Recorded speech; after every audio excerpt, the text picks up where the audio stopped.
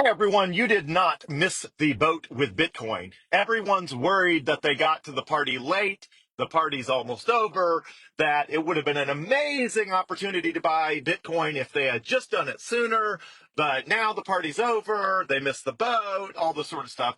None of that is true. We are incredibly early in the adoption of Bitcoin worldwide. Something like 4%, 4% of Americans own Bitcoin.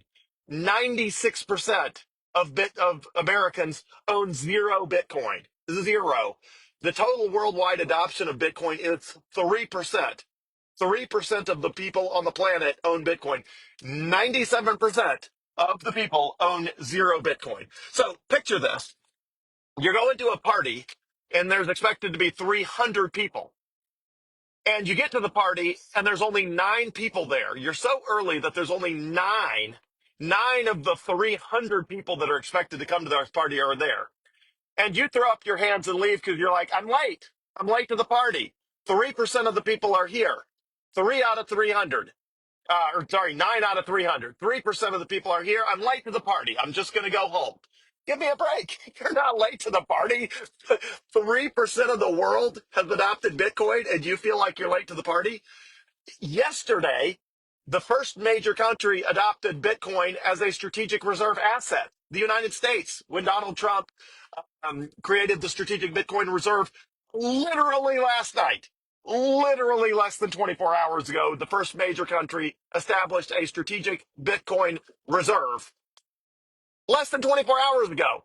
And the price is still at basically the same price for the reason I explained this morning as it was yesterday before that happened. So you can still buy Bitcoin for cheap right now. So let's recap. Almost nobody owns Bitcoin yet. The people who do own Bitcoin, it is a very small percentage of their holdings. Almost nobody on the planet is like me with 99% of my liquid assets in Bitcoin. I'm an extreme anomaly with 99% of my liquid assets in Bitcoin. Now, I don't own as much Bitcoin as some people think I do for reasons I've covered in a video that I titled Why I Don't Own More Bitcoin or something like that. I forget the title.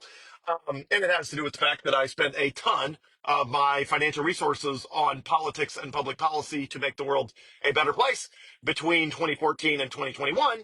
But of what was left of my financial resources after that 8 years burning through vast quantities of money in the political process, of what is left, 99% is now in Bitcoin. 99%.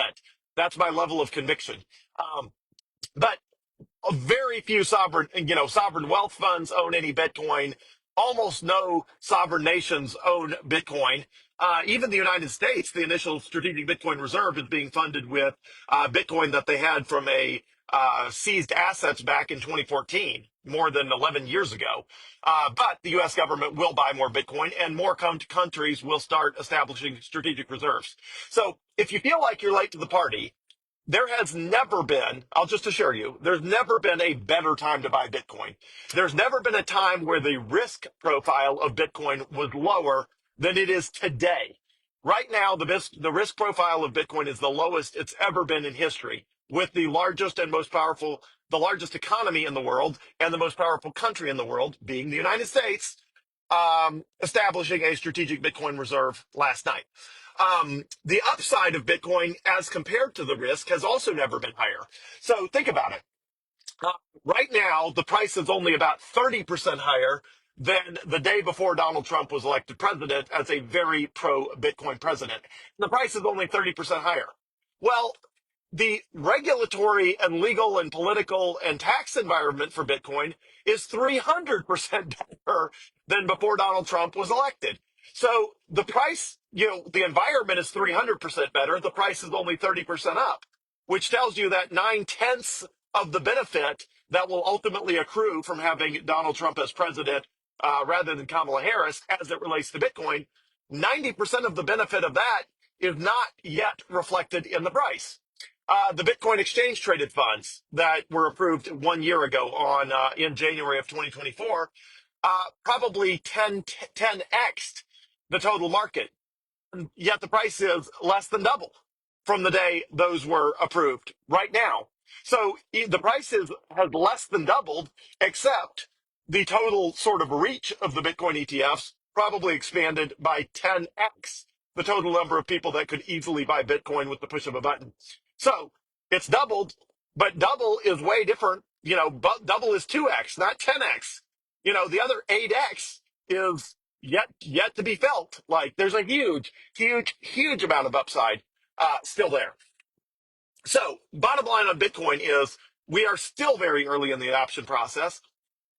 9 cents, everybody felt like they were late to the party and they had missed the boat because they could have gotten it for less than 1 penny a few weeks or a few months sooner.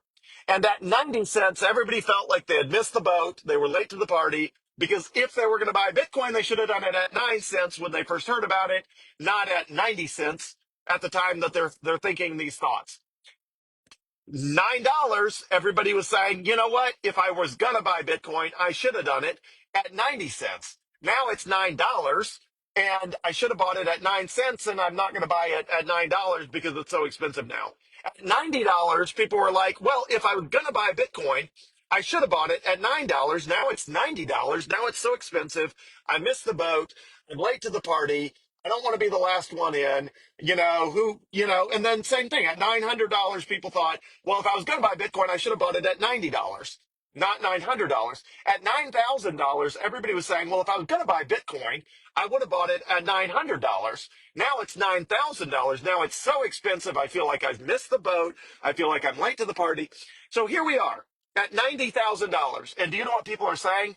They're saying the exact same thing they were saying 16 years ago or 15, 14 and a half, 15 years ago when Bitcoin first had a price.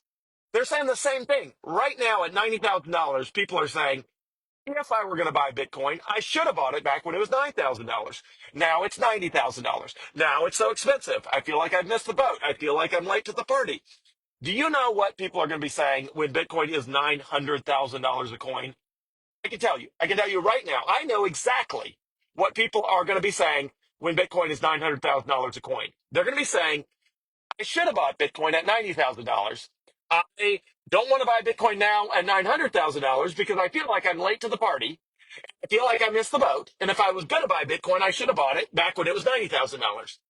Now, guess what people are going to be saying when Bitcoin hits $9 million a coin? I can promise you, I know exactly what they're going to be saying at $9 million a coin. They're going to be saying, if I was going to buy Bitcoin, I should have bought Bitcoin at $900,000 a coin. Now it's so expensive at $9 million a coin. I feel like I've missed the boat. I feel like I'm late to the party. This is crazy. you know, Nobody's late to the party. Nobody missed the boat. The vast majority of the upside of Bitcoin is ahead of us, not behind us. The vast majority of the adoption of Bitcoin is ahead of us, not behind us. There's incredible opportunity to buy Bitcoin when it is massively, massively, massively de-risked. So, yeah, if you had bought Bitcoin when it was cheaper than now, you would have more upside in the future and the past than you do right now buying Bitcoin. But the risk profile was radically higher in the past. So everybody thinks they wanted to buy Bitcoin back when it was a lot cheaper, and they don't realize, yeah, but back when it was a lot cheaper, it was a lot cheaper because the risk was a lot higher. It was a lot less certain that Bitcoin would be the future monetary system of the world. It was a lot less certain that the United States government would adopt a strategic Bitcoin reserve. It was a lot less certain that Bitcoin exchange traded funds would ultimately launch and become the most successful exchange traded funds that have ever launched in the stock market in the history of the stock market. All of that was unknown. All of that was uncertain. Now all of that is known. Now all of that is certain. All of the worldwide adoption of Bitcoin, the stability of Bitcoin, the security of Bitcoin, the infallibility of Bitcoin, all of the things that we know now that Bitcoin is more than 16 years old are all in the past, which means all of that risk associated with those things is now gone, making, in my opinion, Bitcoin probably the safest investment in the entire world right now. If somebody said, Joel, invest in something and don't worry about upside, just worry about absolute certainty and safety, I would pick Bitcoin. I would pick Bitcoin because Bitcoin is demonetizing gold. In the past, most people would have said gold. They would have said, okay, if all I'm worried about is downside, gold at least has been around a long time. But Gold was only valuable because of its monetary properties. Bitcoin has radically better monetary properties than gold, which means I think Bitcoin is the most certain investment a person can make right now. Now, in the short term, it will go up and down. In the short term, it is volatile, but it is only volatile because it's early in the adoption cycle. And all technologies, all assets, all financial instruments are volatile when they are early in the adoption process. Late in the adoption process, they are not volatile. But late in the adoption process, also the massive upside that everybody wants is not there. So once something is no longer volatile, it no longer has the huge economic upside of in the early adoption stage. All things that are early in the adoption stage are volatile. 100% of things that have a high long-term potential return, 100% of them are volatile in the short term. And they are volatile in the short term because adoption is not a linear straight line. It's just everybody's doing different things. News articles are hitting every different day. That makes people wonder how long and how quickly Bitcoin will be adopted, how fast it will be adopted, the pace, in which countries, how fast, all this sort of stuff. There's just a million moving parts. So we are very early in the Bitcoin adoption life cycle. In my opinion, the lowest risk thing you can invest in right now if you can stomach the volatility and the highest upside thing. It's just an incredible time to invest in Bitcoin. And I know in the future, a bunch of people are going to tell me, Joel, I really, really, really wish I had bought as much Bitcoin as I possibly could below $90,000 per coin. But, and I'm going to say, well, why didn't you? And they're going to say, well, because I felt like I had missed out. I had felt like I missed out. I felt like I was late to the party. I felt like I had missed the boat. And I'm here to tell you, you haven't. And those that listen will buy more Bitcoin, and those that don't will find out 10 years from now, when Bitcoin's way above $1 million per coin, that they did indeed miss the boat. And they are indeed late to the party. And dang, wouldn't it have been nice to buy a ton of Bitcoin for a radically cheaper price than what you're going to have to pay in the future? You're going to have to adopt Bitcoin eventually. It's inevitable because otherwise you're just going to lose purchasing power because everything else loses money. So you're going to have to adopt it eventually. The question is, do you adopt it early in the cycle or late in the cycle? And right now, ladies and gentlemen, it is early in the Bitcoin worldwide adoption cycle. So go buy as much Bitcoin as you possibly can and hold on to it for as long as conceivably possible. And in my opinion, even though this is not financial advice, that is the best investment decision a person could make. That is my personal opinion. Have a great day, everyone.